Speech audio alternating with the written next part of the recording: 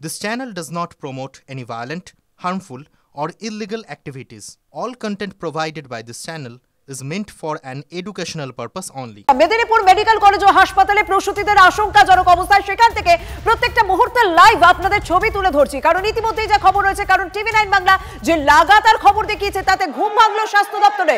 গুরুতর অসুস্থ 3 প্রসূতিকে green corridor করে আনা হচ্ছে এসএসকেএমে। ইতিমধ্যেই একজনকে বেরিয়ে আনা হচ্ছে, একজনকে বের করে আনা হচ্ছে মেদিনীপুর মেডিকেল কলেজ ও হাসপাতাল থেকে, আরো দুজনকে বের করে আনার প্রস্তুতি নেওয়া হচ্ছে। গ্রিন করিডর করে 3 প্রসূতিকে এসএসকেএমে আনা হচ্ছে, সেই ছবি আপনারা দেখছেন। ইতিমধ্যে একজনকে বের করে আনা হয়েছে, আরো বাকি দুজনকে নিয়ে আসা হবে। শনিবার মেদিনীপুর মেডিকেল কলেজ পরিদর্শন করা হয়, এসএসকেএমে বিশেষজ্ঞ বৈঠক হয়, বিশেষজ্ঞ দলের বৈঠক হয়। সেই বৈঠকে ছিলেন স্বাস্থ্য সচিব।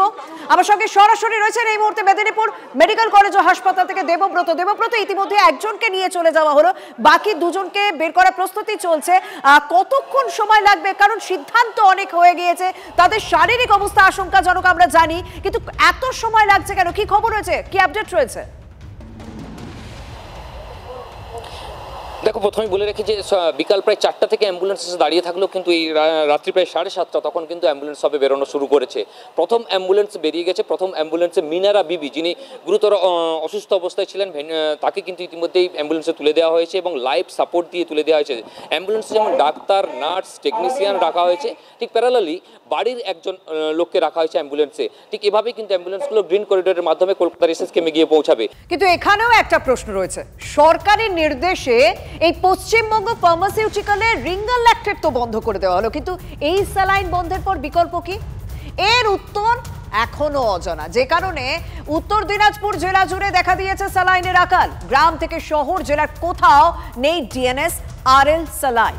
বিপাকে রোগীর পরিবার। স্যালাইনের অভাবের কথা স্বীকার করে নিয়েছেন ওষুধ ব্যবসায়ীরাও। চোপড়া থেকে রায়গঞ্জ একই ছবি এই মুহূর্তে বিস্তীর্ণ এলাকায়। স্যালাইন না পেয়ে কার্যত দিশেহারা সাধারণ মানুষ।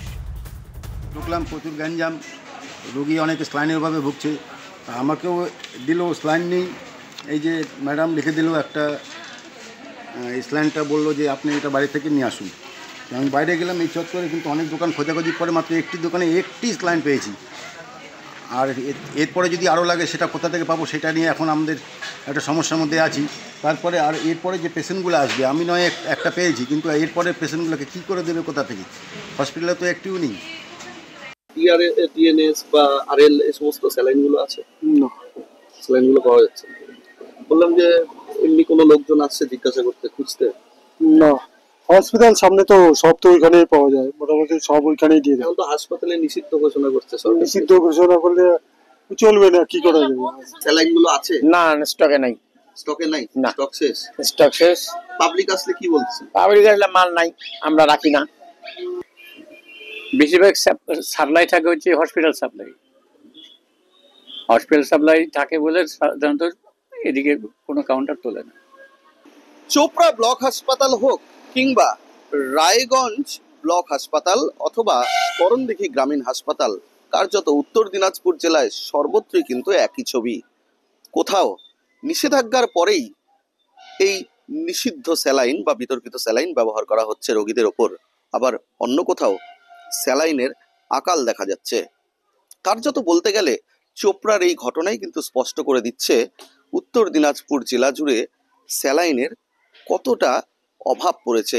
বলতে গেলে বাইরের বাজারগুলোতেও, বিশেষত গ্রামীণ এলাকাগুলোতে কিন্তু ওষুধের দোকানগুলোতেও এই জীবনদায়ী স্যালাইনের অভাব দেখা যাচ্ছে উত্তর দিনাজপুর জেলায়। এখন এই অবস্থায় রোগীদের কি পরিণতি হয়, তারা সুচিকিৎসা পান কিনা, তা কিন্তু সময়ই বলবে। ক্যামেরায় পুলক ও বিশ্বর সঙ্গে রূপক, টিভি9 বাংলা।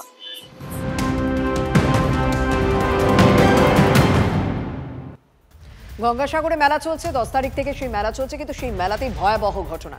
কচুবেড়িয়ার আশ্রম মোড়ে হঠাৎই আগুন পুলিশের ক্যান্টিনে। রবিবার বিকেলে দাউ দাউ করে জ্বলতে থাকে ক্যান্টিনের অস্থায়ী ঘর। ঘটনায় হতাহতের কোনো খবর পাওয়া যায়নি। আতঙ্কিত হয়ে পড়েন তীর্থযাত্রীরা। দমকলের একটি ইঞ্জিন দ্রুত ঘটনাস্থলে পৌঁছে আগুন নিয়ন্ত্রণে আনে। বাইরে বের করা হয় গ্যাস সিলিন্ডার। রান্নার সময় গ্যাস ওভেন থেকে আগুন লাগে বলে প্রাথমিক অনুমান পুলিশের।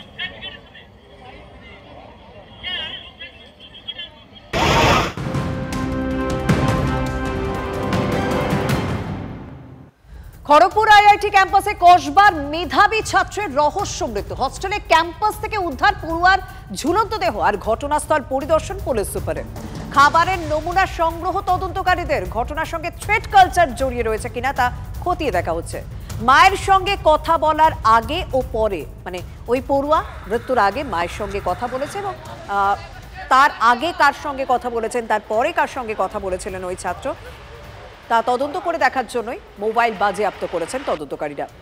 সকালে ছেলে শাওনের সঙ্গে দেখা করতে যান তার বাবা মা। হস্টেলে ঢুকেই শাওনকে ঝুলন্ত অবস্থায় দেখতে পান তারাই। গলায় গামছা জড়িয়ে জানলার রড থেকে ঝুলছিল তার দেহ। ক্যাম্পাসের মধ্যে কি করে এই ঘটনা ঘটে কিছুই জানতো না খড়গপুর কর্তৃপক্ষ।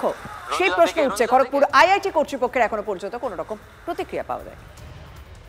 था क्या मैं अंकल आ जाऊंगा,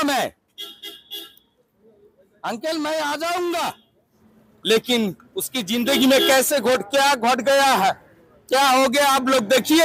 the IIT faculty what is doing there. वो जो हमारा जो बच्चा चला गया है उसका जमींदार कौन होगा? हाँ, every year 2 or 3 years interval this type of things happening there. Why this type of thing happening? वो जो मेरा ब्रदर है जिसका बच्चा चला गया है, वो सर्विस करते 99 में सब, वो बड़ा ऑफिसर है, उसके साथ ऐसा होता तो ऑर्डिनरी बच्चे के साथ क्या होगा? Actually we have to raise protest against them. वो सेंट्रल गवर्नमेंट का कुछ स्टेप लेना पड़ेगा, stern steps. This type of things should be stop forever.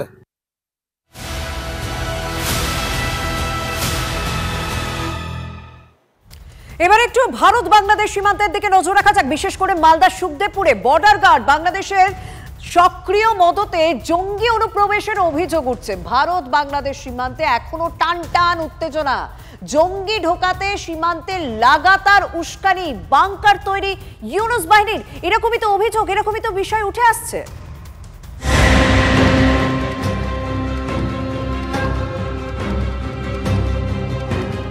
কাঁটাতারের ওপারে বাংকার শুধু নজরদারির জন্য নাকি জঙ্গি অনুপ্রবেশের ছক?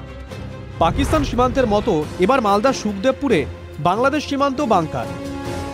তাহলে কি কাশ্মীর, রাজস্থান কিংবা পাঞ্জাবের কায়দায় বাংকারের আড়ালে বাংলায় জঙ্গি ঢোকানোর ব্লুপ্রিন্ট? মালদা সুখদেবপুর সীমান্তের ওপারের এই ছবিগুলো এই প্রশ্নটাই উস্কে দিয়েছে। আমি দাঁড়িয়ে আছি সুখদেবপুর উচ্চ বিদ্যালয়ে। এই বিদ্যালয়ের ছাদ থেকে, এমনকি খোলা জানলা থেকেও দেখা যায় ভারত বাংলাদেশ সীমান্ত। আর সেই সীমান্ত যেখানে কোনো কাঁটাতার নেই, প্রায় 1.5 কিলোমিটার এলাকা কোনো কাঁটাতার নেই। আমি বলছি যে আজকে জঙ্গি 6 জন আমাদের সকালবেলা পার হয়েছে, বাংলাদেশ থেকে ইন্ডিয়া এসছে। 6 জন আজকে তাজা খবর 4টার দিকে। কিন্তু আমরা তাড়া করেছিলাম বিএসএফ এর সঙ্গে একসঙ্গে, তো ধরতে পারেনি। তো এইভাবে জঙ্গিরা যাচ্ছে, ওই জন্য আমরা তার ভাড়া করতে চাই। মানে জঙ্গি কি ঢুকিয়ে দিচ্ছে? হ্যাঁ, ঢুকিয়ে দিচ্ছে। কে? বিজেপি? বিজেপি আর ইউনিট সরকারের ওদের তরফ থেকে পুরো পাওয়ার দেওয়া আছে বিজেপিকে। অতীতে এই ধরনের বাংকার বা সুড়ঙ্গের মাধ্যমে পাকিস্তানি মদতপুষ্ট জঙ্গি অনুপ্রবেশ ঘটেছে ভারতীয় ভূখণ্ডে। এবার বাংলাদেশ সীমান্তে মিলল এরকম সারি সারি বাংকার। দূর থেকে দেখলে মনে হবে মাটির ঢিবি। জঙ্গি অনুপ্রবেশের অভিযোগ যে অমূলক নয় তা গ্রামবাসীদের দাবিতেই স্পষ্ট। বিজেপির মদতে জঙ্গি অনুপ্রবেশ ঘটছে বলে সরাসরি অভিযোগ করছেন সীমান্তবর্তী এলাকার বাসিন্দারা। গ্রামবাসীরা অভিযোগ করছেন 6 জন বাংলাদেশি তারা এই স্কুলেই ঢোকার চেষ্টা করেছিল। গ্রামবাসীরা তাড়া করে, বিএসএফ তাড়া করে, তাদেরকে কোনো ক্রমে ভাগিয়ে দেয়। গ্রামবাসীরা বিস্ফোরক অভিযোগ করছেন সেই 6 জন নাকি কোনো জঙ্গি সংগঠনের সদস্য। ওরা এখানে এসে ঢুকে যাচ্ছে, লুটপাট করছে, সেই জন্য আমরা ভয়ে কোচিং স্কুল যেতে পারছি না। হ্যাঁ, মানে কি লুটপাট করে? গরু যাই, গাছ কেটে নিয়ে চলে যাই। গরু তুলে নিয়ে চলে যাচ্ছে? হ্যাঁ, গাছ কেটে নিয়ে চলে যাই। আমাদের গরু নিয়ে যায়, গাছও কাটে, ও হামলাও চালায়। লুটপাট করে। আমাদের জম্মু কাশ্মীরের ভারত পাকিস্তান বা ভারত পাক অধিকৃত কাশ্মীরে ঠিক এইভাবেই লঞ্চ প্যাড গুলো থেকে জঙ্গিদের ভারতে প্রবেশ করানোর চেষ্টা করা হয় এবং আমাদের রাষ্ট্রীয় রাইফেলস বা জম্মু কাশ্মীর পুলিশ তখনই তাদের যাকে দেখতে পায় তখনই তাদের 72 হুড়ি পড়ির কাছে পৌঁছে দেয়, শুট দেম অল। সুতরাং এই মেসেজটা এবার পূর্ব প্রান্ত শুরু করতে হবে। এবং বিএসএফ ভারত বিরোধী কোনো শক্তিকে ভারতবর্ষের ভেতরে ঢুকতে দেবে না। আমরা পশ্চিমবঙ্গ সরকারের সহযোগিতা চাই। পশ্চিমবঙ্গ সরকারের সহযোগিতা পেলে পরে এই কাজকে ভারত সরকার আরও অনেক ফলপ্রসূ করতে পারে। ভারত বিরোধী শক্তিকে যে আটকাচ্ছে এটা তো দয়া করছে না, তার জন্যই বিএসএফ বলে ফোর্সটাকে রাখা আছে।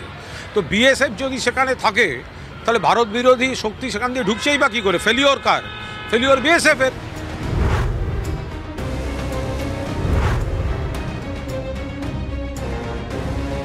কোচবিহারের 3 বিঘা সীমান্তে তৎপর বিএসএফ, বেড়েছে নজরদারি। শুক্রবার মেকলিগঞ্জ সীমান্তে কাঁটাতারের বেড়া দেওয়া নিয়ে উত্তপ্ত হয়ে ওঠে পরিস্থিতি।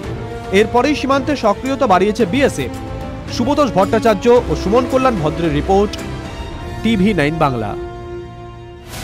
কুলতলির মইপিঠে আবারও বাঘের আতঙ্ক। লোকালয়ে বাঘের পায়ের ছাপ দেখা গিয়েছে। কুলতলিতে গঙ্গার ঘাট এলাকায় এবার বাঘ ধরতে খাঁচা পাতা হয়েছে।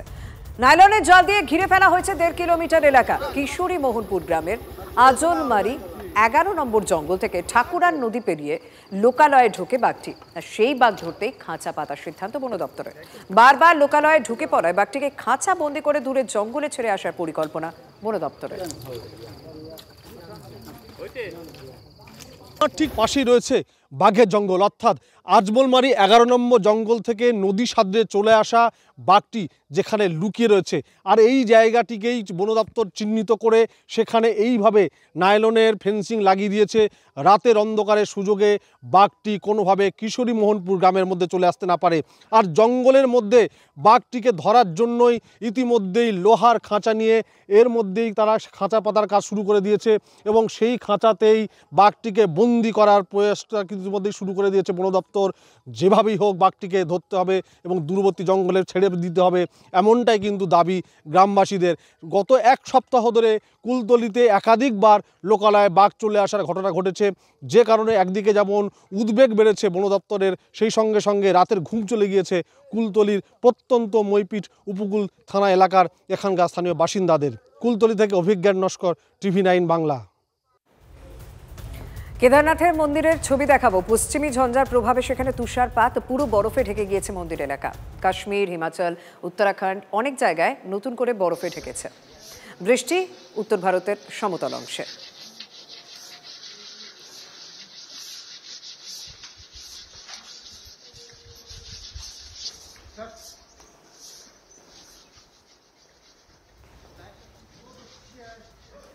আর এই ঝঞ্ঝের ধাক্কা পড়েছে কুম্ভেও। সকাল থেকেই দফায় দফায় বৃষ্টি প্রয়াগরাজে। কাল সকাল থেকে শুরু পূর্ণ স্নান, তার আগে টানা বৃষ্টিতে বিপাকে পুণ্যার্থীরা। ঝঞ্ঝার প্রভাব কুম্ভতেও। কয়েক ঘন্টার অপেক্ষা, তারপরেই শুরু হয়ে যাবে পুণ্য স্নান। কিন্তু এই জায়গা অর্থাৎ মহাকুম্ভের মাটিতে এই মুহূর্তে পুণ্যার্থীরা বেশ কিছুটা আশাহত। সারা দেশের মানুষের ঠিকানা এই মুহূর্তে এই প্রয়াগরাজে কুম্ভ মেলার মাটিতে। কিন্তু সকাল থেকে যে ছবি আমরা দেখতে পাচ্ছি, আকাশের মুখ এখানে ভার, লাগাতার বৃষ্টি হচ্ছে। আর যে জায়গায় আমরা এই মুহূর্তে দাঁড়িয়ে রয়েছি সেই জায়গাটা সঙ্গম সৈকতের ওপরে এক বিচ্ছিন্ন দ্বীপ। সেই জায়গাতে বালির ওপরে লোহার শিট বিছিয়ে অস্থায়ী রাস্তা তৈরি করা হয়েছে এবং এই রাস্তা মানুষের চলাচলের জন্য এবং গাড়ি চলাচলের জন্য তৈরি করা হয়েছে। কিন্তু প্রবল বৃষ্টিতে এই রাস্তা অত্যন্ত স্লিপারি হয়ে গিয়েছে। প্রশাসনের তরফ থেকে প্রতি মুহূর্তে ঘোষণা করা হচ্ছে যাতে এই জায়গায় গাড়ি আসতে চালানো হয়। কিন্তু পুণ্যার্থীরা তারা বলছেন পরিস্থিতি পরিবেশ যতই প্রতিকূল হোক না কেন, প্রত্যেকেই তারা অপেক্ষা করছেন পুণ্য স্নানের পুণ্য লগ্নের জন্য। প্রয়াগরাজ থেকে ক্যামেরায় অনুদীপ শর্মার সঙ্গে জ্যোতির্ময় কর্মকার, TV9 বাংলা।